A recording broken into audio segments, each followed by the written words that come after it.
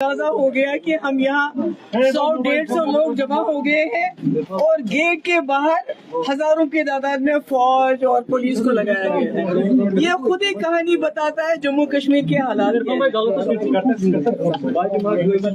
دیکھیے آج کا جو دن ہے یہ نہ صرف جموں کشمیر کے لیے کالا دن ہے بلکہ پوری قوم کے لیے، پورے ملک کے لیے یہ کالا دن ہے۔ آج کے دن جو اس ملک کی کانسٹیٹیوشن ہے، سمویدھان ہے، اس کی دھجیاں اڑائی گئی اور وہ بھی کہاں اڑائی گئی؟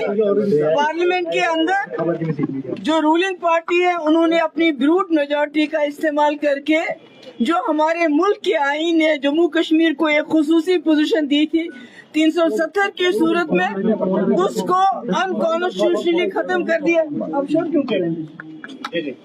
ختم کر دیا اس کو، اور اس وقت لگا ہمارے پورے ملک میں جو لوگ تھے اور لیڈرشپ تھی ان کو لگا یہ جموں کشمیر کا قصہ ہے، ہمیں اس کے ساتھ کیا لینا دینا ہے۔ جو ہمارے ملک کے لوگ تھے ان کو یہ پتا نہیں تھا کہ ایک بار کانسٹیٹیوشن کو سبورٹ کیا گیا جموں کشمیر کے اندر تو یہ پورے ملک میں یہ بیماری پھیل جائے گی۔ اس کے بعد آپ کو پتا ہے جو شروعات جموں کشمیر سے ہوئی، ایک لیبارٹری ہم کو بنایا گیا، کانسٹیٹیوشن کو سپورٹ کیا گیا، اس کے بعد سی اے، این آر سی، اس کے بعد یہاں تک کہ سپریم کورٹ کے جو ججمنٹ آئی اس کو بھی طاق پہ رکھ کے، جیسے آپ کو معلوم ہے انہوں نے کہا تھا الیکشن کمیشن آف انڈیا میں جو سلیکشن ہوگا اس میں ضرور ہمارا جو چیف جسٹس آف انڈیا بھی ہونا چاہیے۔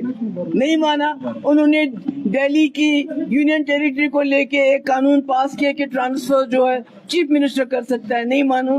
تو میرے کہنے کا یہ مطلب ہے آج بھی میں اپنے ملک کے لوگوں سے کہنا چاہتی ہوں جاگ جاؤ۔ جو ہمارے ساتھ ہوا تو آپ نے سوچا شاید یہ مسلم میجورٹی اسٹیٹ ہے، ان کی ڈیموگرافی چینج کریں گے، ان کو بے اختیار کریں گے، ان سے سب کچھ چھین لیں گے۔ کوئی بات نہیں ہے، یہ مسلمان ہے، بی جے پی کو مسلمانوں کے ساتھ ضد ہے۔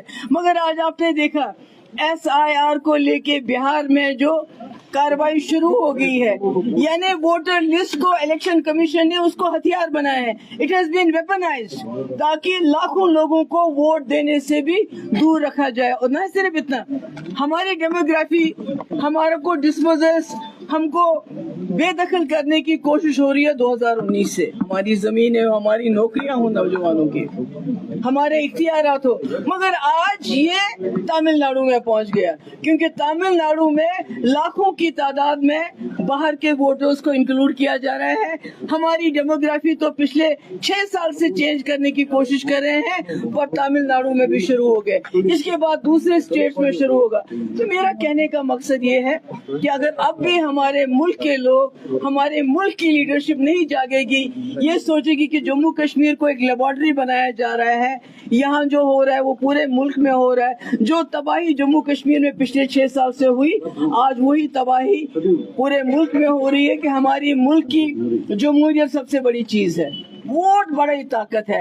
آج پورے ملک کے لوگوں کو، لاکھوں کی تعداد میں لوگوں کو اس ووٹ سے بھی ونچت کیا جا رہا ہے، ڈپرائیو کیا جا رہا ہے۔ اس سے بڑی نشانی اور کیا ہو سکتی؟ جب میں بار بار کہتی تھی جموں کشمیر ایک لیبارٹری بنایا گیا ہے، جو ہمارا حال ہے میں ملک کے لوگوں سے بتانا چاہتی ہوں، اللہ تعالیٰ گواہ ہے آپ کا حال اس سے بھی بدتر ہو جائے گا، مگر اس وقت آپ کو بچانے والا کوئی نہیں آئے گا، کیونکہ آپ ہم کو بچانے کے لیے نہیں آ رہے ہو۔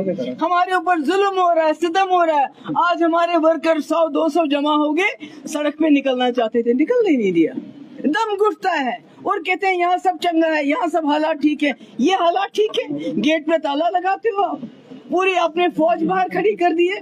تو میرا یہی کہنے کا مقصد ہے کہ جو آپ نے 2019 میں ہمارے ساتھ کیا اور لوگ تماشے دیکھتے رہے، آج آہستہ آہستہ وہ پورے ملک میں ہو رہا ہے۔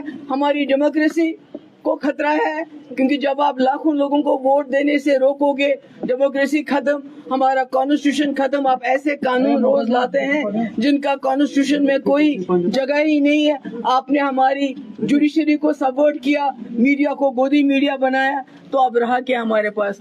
سب سے بڑا الیکشن کمیشن آف انڈیا مانا جاتا تھا، وہ بالکل اس وقت بی جے پی